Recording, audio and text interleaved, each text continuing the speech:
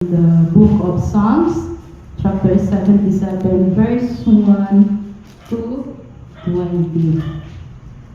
I will read Psalm 77, verse 1. I cried out to God with my voice, and He gave ear to me. In the day of my trouble I sought the Lord. My hand was stretched out in the night without ceasing. My soul refused to be comforted. I remembered God and was troubled. I complained, and my spirit was overwhelmed. You hold my eyelids open. I am so troubled that I cannot speak. Verse 5.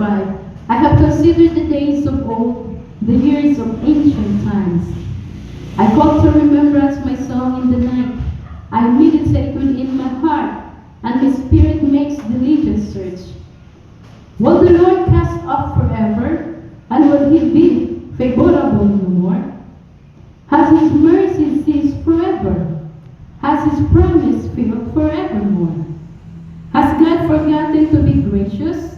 Has He in anger shut up His tender mercies? Verse 10. And I said, this is my anguish, but I will remember the years of the right hand of the Most High. I will remember the works of the Lord. Surely I will remember your wonders of old.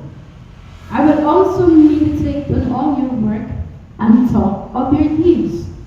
Your way, O God, is in the sanctuary. Who is so great a God as our God? You are the God who does wonders. You have declared your strength among the peoples. You have with your arm redeemed your people, the sons of Jacob and Joseph. The waters saw you, O God, the waters saw you. They were afraid. The depths also trembled.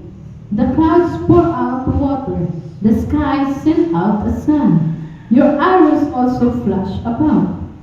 The voice of your thunder was in the whirlwind. The lightning lit up the road. The earth trembled and shook. Your way was in the sea, your path in the great waters, and your footsteps were not known. Verse 20. You lead your people like a flock by the hand of Moses and Aaron. Blessed be the word of our Almighty God.